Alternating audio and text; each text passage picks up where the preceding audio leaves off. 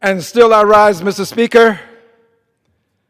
And Mr. Speaker, I rise today proud to be a liberated Democrat, proud of what my country stands for in many of its great documents, proud of the notion that we are a government of the people, by the people, for the people, proud to know that the pledge has in it the notion that there should be liberty and justice for all. Proud to know that we have these words that indicate to all that all persons are created equal and endowed by the Creator with certain unalienable rights, among them life, liberty, and the pursuit of happiness. Proud that we would receive and have this statue of liberty, the statue that speaks to the world about who we are. It really symbolizes the United States of America. It is an awesome piece of work that was accorded the United States, given to us from our friends, the French. It is a piece of work, a piece of handcrafted work that is known the world over. People recognize this as a symbol of the United States of America. It has some words on it, Mr. Speaker.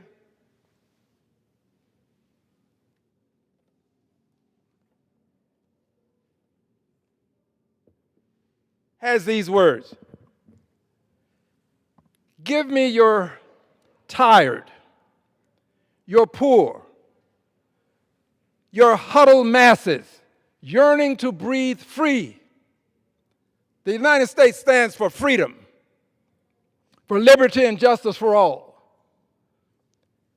The wretched refuse of your teeming shore, send these, the homeless, the tempest-tossed, to me, to us, the United States of America.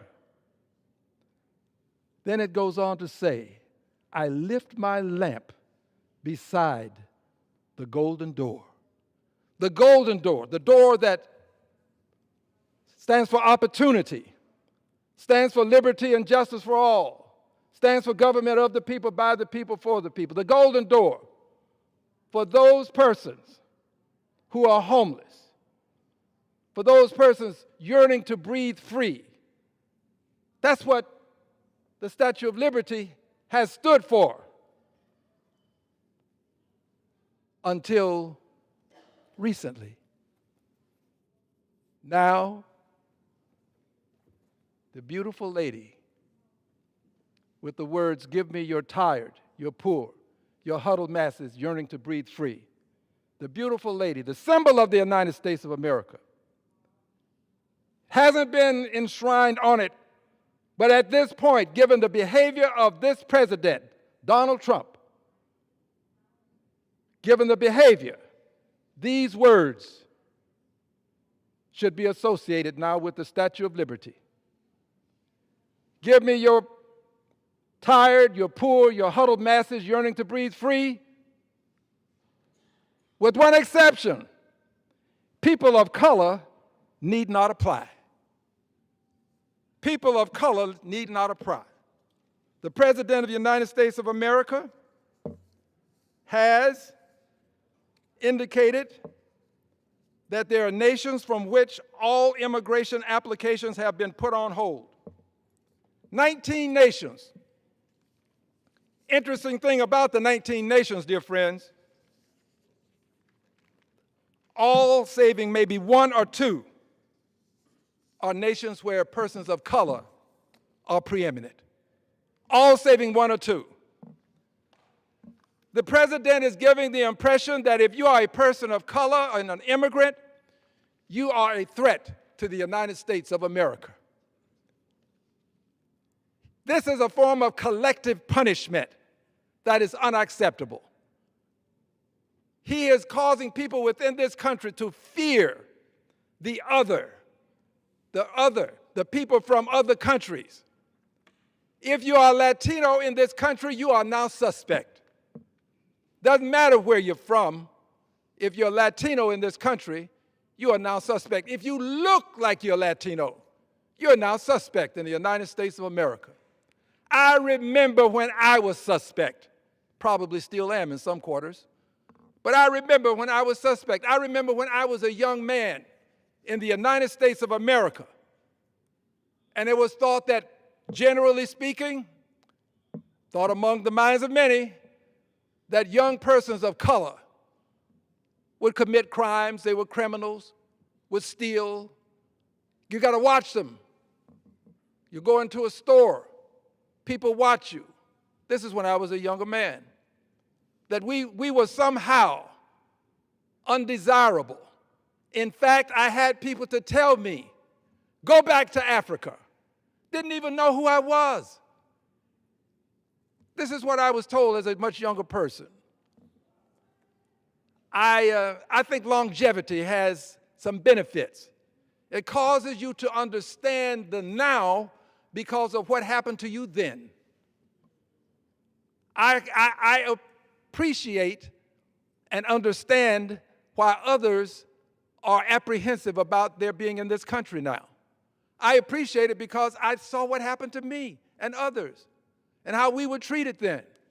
It was called segregation, but that was another form of invidious discrimination, which was nothing more or less, maybe more, could have been more, but it was racism. It was all about racism. And we are returning to that past that I thought we left behind. When you decide that countries of color, saving one or two of these 19, that you're not desired. You need not apply. You can't apply. And what is interesting about this whole scenario is there are people from European countries, who have overstayed on their visas. They are here unlawfully after having overstayed by the president's definition, but you never hear anything about unlawful. I'm saying unlawful. They use other language. I say undocumented immigrants. They say other things about the persons who are here without documentation. But people who've overstayed their visas from European countries, you don't see them being pulled out of cars. Generally speaking, there may be an exception, and the press will take that exception to prove a rule, but that's not the way the rules are proved. So you don't see it. You see people of color, people from south of the border, people from these 18 countries that are being discriminated against with this policy that he's implementing. And the American public, a good many people, not all, have bought into the notion that if you're from a foreign country, you're likely to be a criminal. You're likely to hurt me. This symbol of freedom of the United States of America should have enshrined now, people of color need not apply. In spite of everything that I've just said, I love my country. I love my country. I stand for what the Constitution stands for. The Constitution of the United States of America should be respected. I stand on the Constitution. I believe that this president has gone too far in many areas. But I especially am concerned about the way people of color are being treated. And I have a history that I have to hearken back to, and that is what advises me as to how I can conclude that people of color need not apply. But I want the president to know that he is not a king. Yes, he has control over my colleagues on the other side of the aisle. Yes, the Supreme Court seems to have become a partisan institution, unfortunately. But there are some other folk in this country that will have the last word. They are the people who are known as we the people, known as we the people in one of our great documents, we the people. We will have the last word. Not all Americans agree with this. People of goodwill, and I believe most people in this country are people of goodwill, and they see what's happening. And I believe that they want to make a difference. And I encourage people to make a difference. Don't do anything unlawful. I do not condone any acts of violence. I do not. But peaceful protest is a part of American history. It's as old as the Pilgrims landing at Plymouth Rock. It is as meaningful as the farmers coming to this capital complaining about how their farmland was being treated. It is something that is as meaningful in this country as the actual Constitution itself, because it's the Constitution that gives it its meaning. Peaceful protest. So I support that. But I also support something else other than peaceful protest, and that is for people to vote. Everybody ought to vote. I'm not going to tell you who to vote for, but I am going to say this: we have a country to save. We have a country to save. You can't save your country by not participating. It is a participatory democracy. You have every right, as any other person in this country, if you hear my voice. I have no greater right to vote than any other person in this country, and neither does the president. One person, one vote, Baker versus Carr. We have a duty, a responsibility, and an obligation to vote. So today, I'm encouraging people to vote. Vote. Vote. Participate. But I have a very special group of people that I want to approach now with voting. There will be articles of impeachment brought to the Congress of the United States of America for reasons that will be stated in the articles of impeachment. I'm not saying to anybody that exactly what I've said today will be the articles of impeachment. There'll be some members of the press who will distort my words and say that I want to impeach because the Statue of Liberty doesn't have certain language on it. You who are listening will know the truth. That's not true. But that's the way certain members of the press behave. This is the status quo press as I identify them. But I want to say to the persons that are going to be a part of this impeachment, and that will be all of the members of the House of Representatives. If they choose to be a part of it, people can opt out if they choose to. But I'm going to encourage you to vote. I'm not going to tell you how to vote. What I am going to suggest to you is this: I will be voting my conscience. I will be voting to protect liberty and justice for all. I will be voting to protect government of the people, by the people, for the people. I will be voting to make sure that all persons are created equal and endowed by their Creator with certain unalienable rights, among them life, liberty, and the pursuit of happiness. I will be voting to protect the country I love.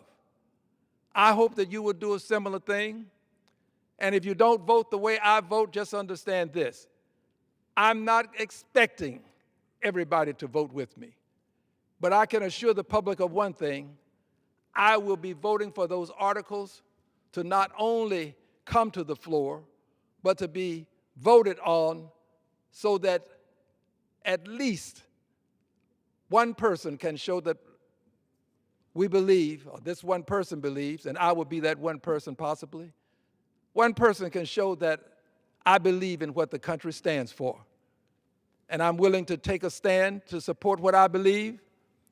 And on some issues, it is better to stand alone than not stand at all. I pledge to bring the articles of impeachment to this floor before the Christmas break. I invite all to participate. Vote here and be alert so that you may understand better why I will do what I will do. I'm honored to do what I do. I'm honored to serve in this House, and I'm grateful to the Speaker and the minority leader for allowing me this time. I yield back.